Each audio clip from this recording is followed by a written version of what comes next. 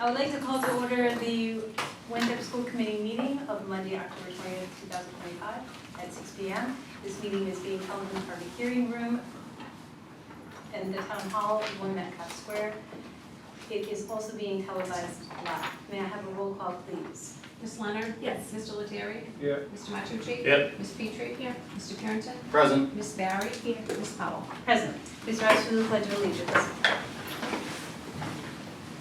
I pledge allegiance to the flag of the United States of America and to the republic for which it stands, one nation, under God, indivisible, with liberty and justice for all. Thank you. We have public comment tonight. My name's Tom Darian. I am your beloved tree warden. Welcome. And the mission of the tree warden is twofold. One is public safety, make sure trees don't fall on people's heads. And the second, which is much more long-lasting, is to enhance the tree canopy of Winthrop for the next 100 years. 100 years, we'll finish paving all the roads by then. And my proposal is to work with some of the science teachers in school and plant trees around the perimeter of the high school and middle school in such a way that they cast shade on our pavement, produce some cooling, and add to the safety and environment of the whole town. And teach some students a little bit about tree biology, as the teachers might want to do for their classes. And I can teach something about how you plant trees and how you care for trees. And the trees are living things. They're not simply stuck in the ground someplace. They grow and they last a long time. And they are our longest lived and biggest citizens of our town. I'm going to show you the places.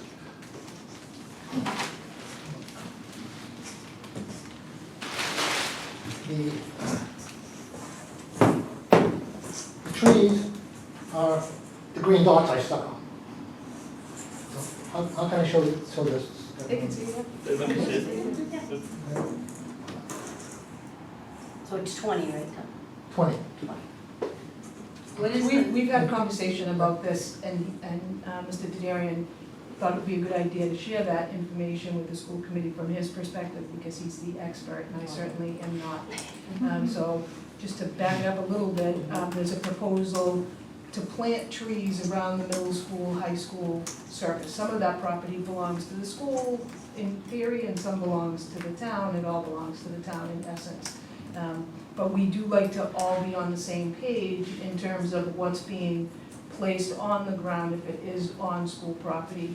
And that's the school committee's purview to agree to that or not. So depending upon where they're going, there'd be collaboration with the principal of the school, the athletic director, the facilities manager, certainly the school committee and myself, along with Mr. Darian, to help add to that tree canopy. So we thought it would be good if he is the expert, could give you a sense of where those trees might go. I think there's still a little work that needs to be done as to exactly whether or not it's school property or town property. I can work with the town manager. Mr. Darian, I believe, met with the town manager Oh, as okay. well. I spent time today with the DPW, Yep. looking at all these spots relative to anything that might be underground.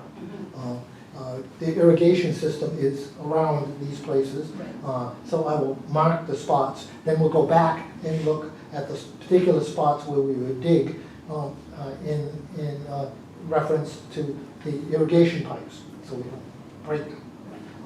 So these are approximate spots. Then they could move a foot this way or that way, and to avoid any conflict. And it's a collaboration with the town, so it's not Mr. Darian just coming by and saying, hey, get a couple of trees, but this is a town. Well, the trees will be purchased by the town, paid for by the town, and most of the planting, heavy work with machinery will be done by the town. They'll come in with machines and they'll do the staking of the trees. What the students would do to prepared ground, where the ground is like 3 feet and then 18 inches scooped up loose soil, then the trees would be planted. The trees are bare root, red oaks, a pretty common tree, Quercus rubra, the scientific name, and so they can be carried very easily. So a student can use a shovel on loose soil and put the tree in. You know, it has to be in a particular way, in a particular height. The root flare, the tree flare has to be above ground. Sometimes trees are planted too deep, and then the soil rots the bark and they die in a few years. So there's an exact way to do that. There's some additives to put into the soil, some compost, and then the tree is staked. And the trees also have to have a lot of water to start with. So we're gonna have to hook up with water at the school and get some way to bring water from the spigot to where the trees are going to be. Which I hope can be done with a long hose, if not, there's buckets and muscle. So the actual physical work of planting the trees is really trivial for a teenager. Yep. Somebody's gonna hold the tree, somebody's gonna shovel a little soil around. Might be a new concept for some of us. Mr. Crombie already spoke with Ms. Baker and her environmental science classes, so students in her classes would be the ones that would participate if approved. And our Mr. Lipko, our operations facilities manager, has already said that there is water access on the loading dock in the backside. There is a hose, and so it could stretch a certain amount, but you might have to use buckets anyways to go the full round kind of thing. But once everything is decided and approved, we can move forward with the plan. So I thought it'd be a good idea to get in front of it and not to have you hear it through the transcript, which is not always accurate, but probably give a good sense of how that was going. But I felt like the school committee would be thankful to be there. What is the timing on this? The trees, now this is the time of year to plant. So the trees will arrive next Monday, Wow. I think, and they should be planted the next day, which is the Tuesday. Since they're bare root trees, they're much less expensive, but they have to get into the ground right away. You can't just store them someplace like balled and burlap trees. And the weather will be fairly reasonable. have you spoken to the athletic director about possible, I mean, I know, for example, there looks like one behind the backstop, there's gonna be a memorial there, I don't know if it would block it, I'm not sure on the first baseline if the. Well, we AD didn't would know be- until tonight. I think it's, I Yeah, I think think- it's jumping the gun a little bit to, without. So that was doing a the, major plan. you know, this came on sort of quickly, but, you know, obviously we appreciate being able to do it, but there is a lot of coordination that has to go on. Yep. Because we don't want to plant something in a spot that's already part of a memorials committee plan, or that would impede, you know, the vision during any games, or, and I'm not talking about vision of mostly of spectators, because the tree will be tall, but is it going to impair any of the sight lines for baseball, according to the athletic director? So I'm not sure how much involvement, I don't think Mark knows exactly, because this is the first time. This is the first time we're seeing where They're actually planning, so I think that piece of it has to be coordinated as well. And again, I wasn't clear exactly where they were going, so I still don't know what's town property and what's school property. So that, I think, still needs to be worked out. I don't know if Tony gave any feedback on that today. No, it's not clear. So, the Massachusetts law, chapter 87, about trees, talks about trees within 20 feet of a public way.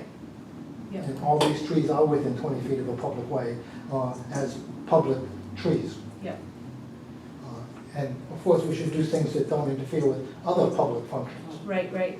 Well, we can take a picture of your board, or if you're gonna leave that with us, I'm not sure, we can get it back to you either way. So we can share it. So we can share with the athletic director tomorrow and have conversations. And Or I can go see him with this and talk about it. We could, I mean, this one could be over someplace else. I mean, I just picked these spots because they would cast shade on other parts. You know, this will cast a shade on Cross Street, but these particularly are useful because they will shade and cool this area, which is close to the Leo Center. Yep. We've applied for a grant from the state called Cool Corridors, and the Cool Corridors grant specifies that you plant trees where vulnerable people are vulnerable to the heat. And as you know, the cold gets warmer, sun beats down on pavement, these places are going to be hotter. Yep. The trees will cool them.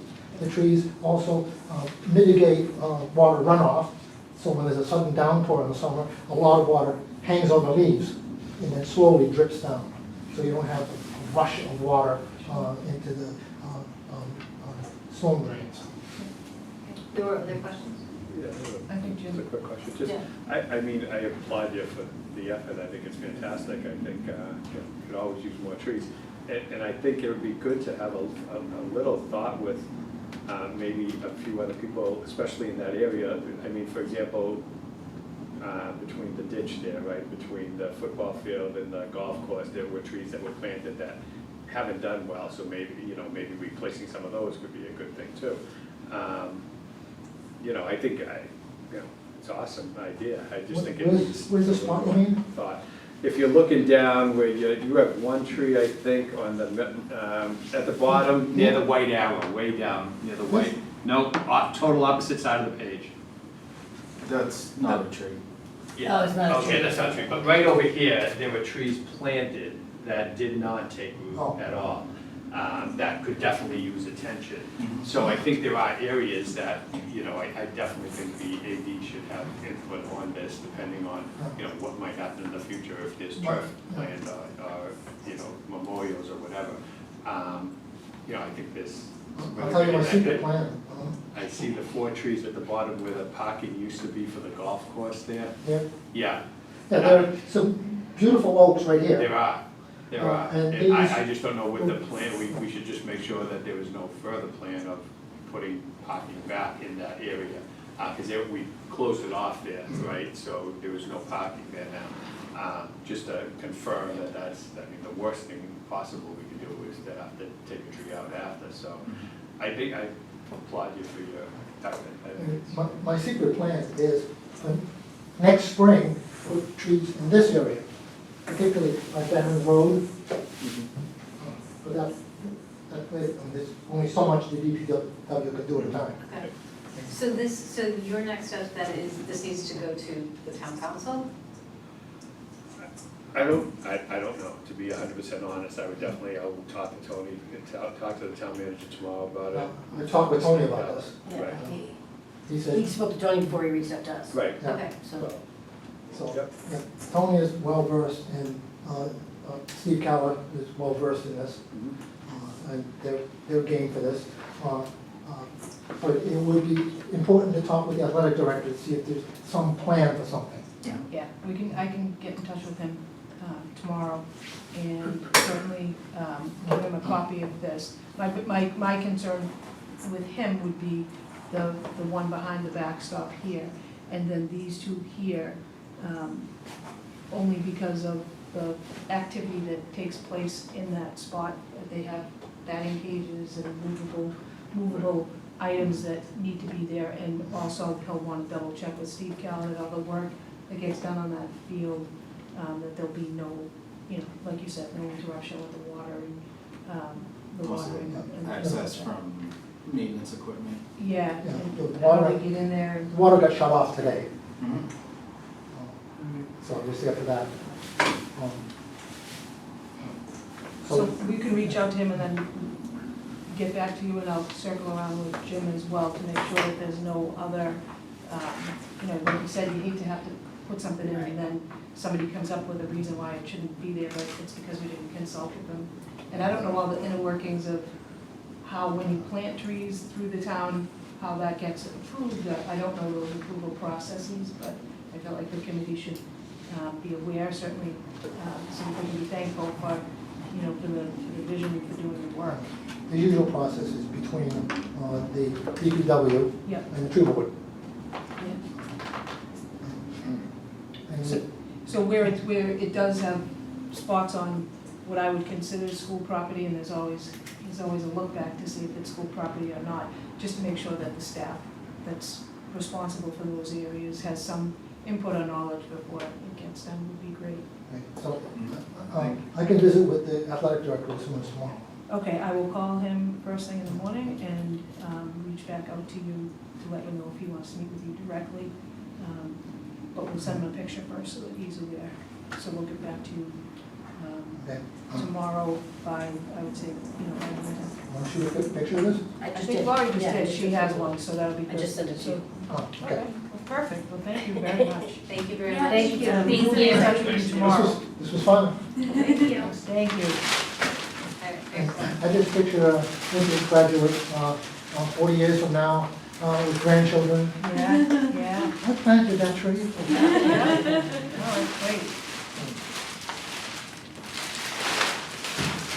Thank you so much. We'll be in touch tomorrow. For the next meeting. Thanks, Tom. May I, Thank you. thank you very much. May I have a motion to approve warrant SPW 26-7 in the amount of $340,513.32? Motion. Second. Any discussion? Hearing none, may I have a roll call? Ms. Leonard? Yes. Mr. Lettieri? Yes. Mr. Matucci? Yes. Ms. Petrie? Yes. Mr. Purinton? Yes. Ms. Barry? Yes. Ms. Powell? Yes. May I have a motion for payroll warrant SPW 26-7 in the amount of $924,502.33? Motion. Second. Any discussion? Hearing none, may I have a roll call? Ms. Leonard? Yes. Mr. Lettieri? Yes. Mr. Matucci? Abstain. Ms. Petrie? Yes. Mr. Purinton? Yes. Ms. Barry? Yes. Ms. Powell? Yes.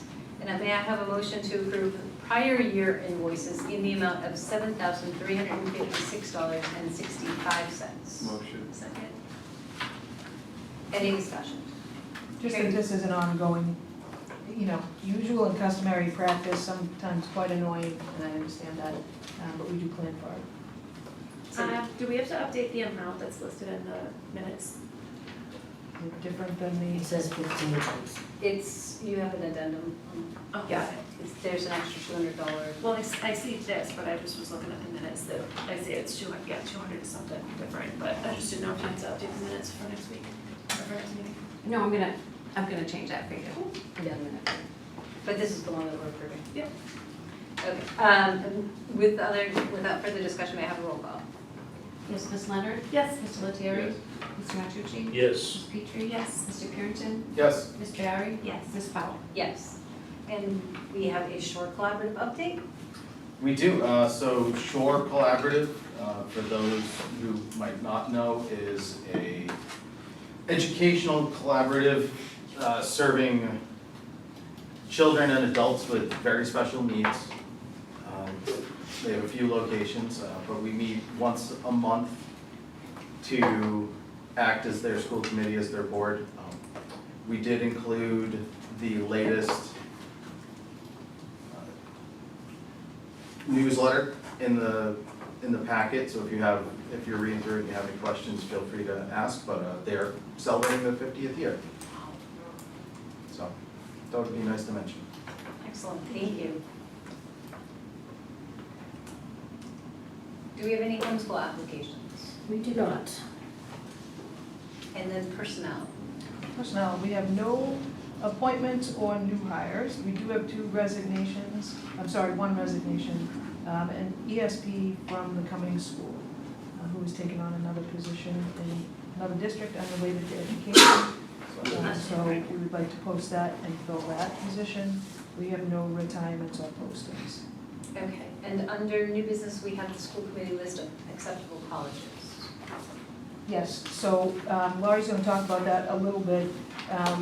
In the midst of contract negotiations, it's a very large document, and we have had a lot of requests for people to take courses at various colleges. So the National Accredited College list that is the primary document that we lean on for, and that's listed in the collective bargaining agreement as colleges where you can take a course and get reimbursed for, is a specific list. Over the past 5 years, but 2 with a lot of motion, a lot of colleges have been running courses through subgroups and sub-colleges. at a very, very reduced price. So 3-credit course could cost, upwards of maybe $275 in total, which is a great bargain if you're looking to take coursework and, for PDPs and the like. Where it becomes an issue is when you accept those courses for 3 credits at such a low cost. People can take multiple courses. A lot of them are asynchronous classes, a lot of them are really not up to the standard of what you would think of when you take a full 3-credit course from a college. The impact it has on the school's budget is that course credit is utilized for lane changes for people. So one could take 5 courses in a year. That would be very different than taking 5 courses in a typical pre-college credit course. So in looking through the collective bargaining agreement, there is language in there that states it's the acceptable colleges identified by the school committee. So Laurie and I have done a lot of research, as we are not the only school district in the Commonwealth that is experiencing this rapid move across lanes. So after a lot of research and looking at what other schools have done, who have also noticed that their collective bargaining agreements say acceptable colleges accepted for credit by the school committee, and to avoid the confusion in staff and them taking courses for credit thinking they can move, before they actually have the approval of us, which is part of the collective bargaining agreement. We put together a document that clearly outlines the colleges that you can take courses at and you can get PDPs for, but may not necessarily be credit that will equate to your ability to move a lane, meaning you can't submit those as lane changing credible credits. So probably for the first time in a long time, where we've asked for you to look at that list, and again, we looked at several schools across the Commonwealth on our listserv. We can tell when an issue is bubbling up that's common to other communities. And this looked to be the most appropriate document for you to look at, but also to clarify for staff prior to them going out and taking the college courses. And we can continue to add to them and bring back additional suggestions, because every time someone submits something, either Lisa or I go digging to find out what the course is about, who's teaching it, what does the course look like, kind of thing. And these are, I agree with what Lisa said, the ones on the right here, they offer some great programs, but you can take a course in a weekend, basically, asynchronously. And you can get some great information, and it's great for PDPs, for recertification, towards SESI, but it's nowhere near the rigor of a graduate level course. And some of these are not part of a graduate level program, and that's the other part that the contract language says. It must be part of a degree granting graduate program. So, like I said, we can continue to add if somebody brings in something from another university that is a full course and acceptable, then we can add to it and bring it back before you. There's also a clause in the contract that says that the superintendent, after researching somebody asking for something that's not listed here, that it can be approved. So this is really a check and balance. It is not in conflict with the current CBA in terms of what the language states or allows for, so it's not a negotiable item. 24 hours from now, I was going to say, there are people who have taken these in the past, because all of the districts around us,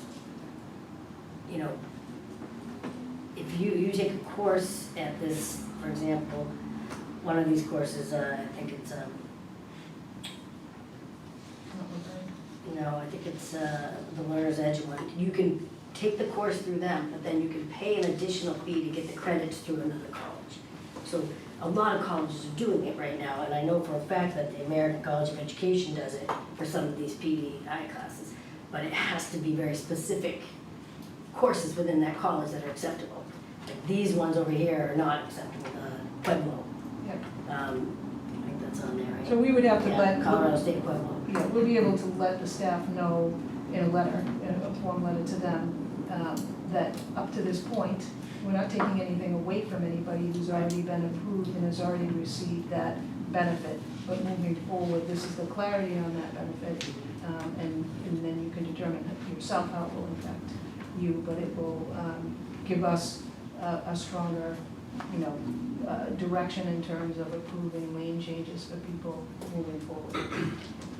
So to clarify, you have, with or without this list, you have the ability to deny a request. Like if somebody's taken one of these courses, you could now say, We can now, yeah. I mean, because the language is specific, it has to be a course that's in the area that you're currently teaching.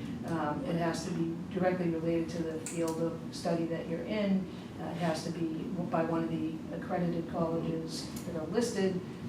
The difficulty comes when it's one course and the person already has a master's degree. They're not going to get a second master's degree, they're working on their master's plus.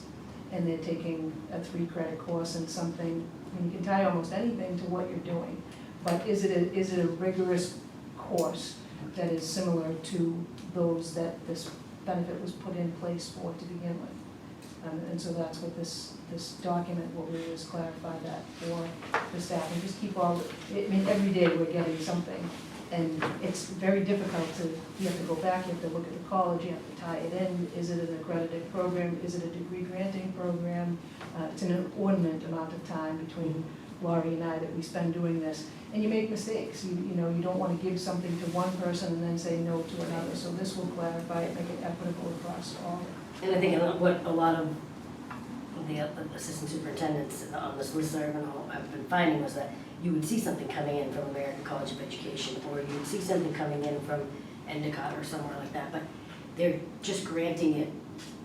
They're accepting the money to grant the credits, but the course does not anywhere align with what their courses look like. So it became, that's why when everybody started saying, you can get 3 college credits for $385, like. The reimbursement we have to provide is cheaper. Right. Because it's always at Salem State College standard level of coursework. And these courses, we're reimbursing people at less amount for that. That's not where the factor in the budget comes in. It comes in when people get 15 credits in a 6-month time period, and then put in a course, an approval to change lanes for the upcoming school year. So we've noticed it over a period of time, but it sort of really exploded last year when we did the data analysis of how many people moved lanes this year and from where and from what. That's where we. And that's when we realized we weren't the only ones everybody was looking into. So a lot of different places are going back to putting out a list and saying, this is the approved list as of this date. Going forward, nobody loses anything that they've been getting granted in the past, but going forward, these are the only ones that have accepted. is this something that you have the authority now to put into place, or is it something that this list, do you need school committee approval? We need school for committee it? approval of a newly presented list to you. The last list you probably got might have been in 1971, I don't know, I went back to look and have not found it. But again, it's a sentence embedded in the middle of the contract that states that the colleges are the approved. Those approved by the school committee. Those approved by the school committee. And so I said, we never had the school committee approve them, so now that we're trying to clarify things and make it easier for everybody and equitable for everyone, I think it makes sense to have the school committee approve it, and then you're in line with the current contract.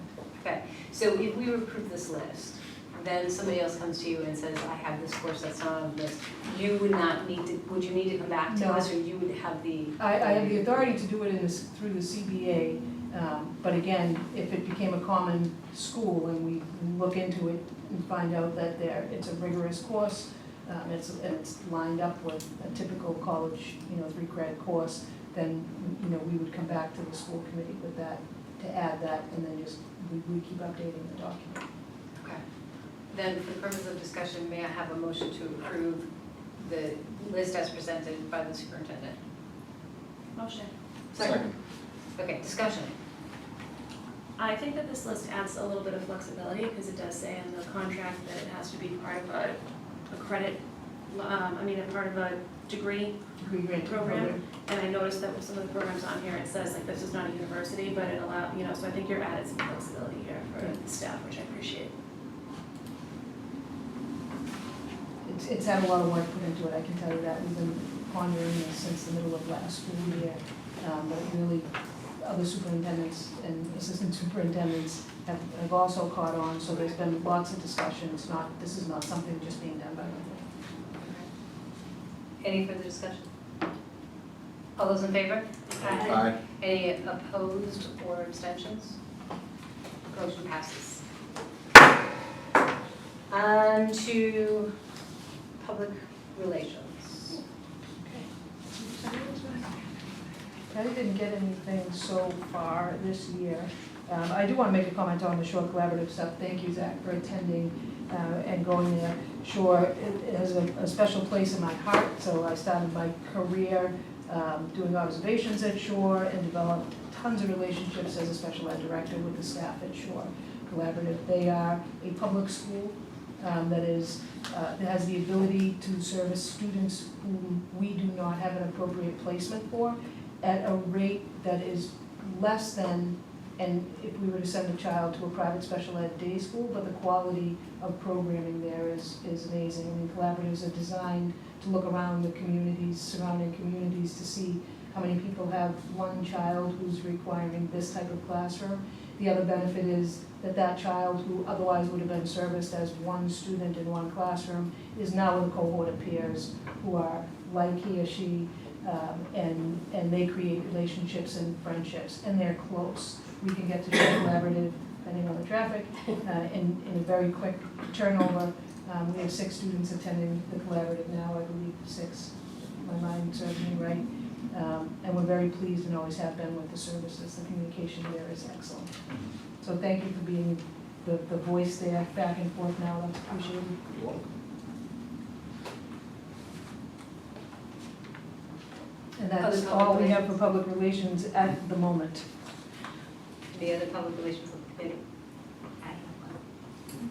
Yes, I just wanted to What? remind the public that tickets for the Winthrop High School Drama Society production of Hadestown are officially on sale. They went on sale on Friday, and the show is November 13th, 14th, and 15th, Thursday, Friday, and Saturday night. And they can access that link on the high school website. It's on the Winthrop High School Drama Society website, Okay. but it's pretty easy to find. And I think it's what Mr. Cromie puts it out in his newsletter, I believe. I don't know, I didn't see it there, Okay. but it's also Double check. on Facebook and stuff like that. Okay. Great, excellent. Yep. Yes. And just a reminder, Friday night is the trunk or treat behind the ATC. I think it's 4:30 to 6, Yep. something like that. Great event. Thank the PTAs from both schools for doing that, and look forward to seeing a lot of happy kids there. Some might be crying, scary costumes. I can think of 3, if not 4.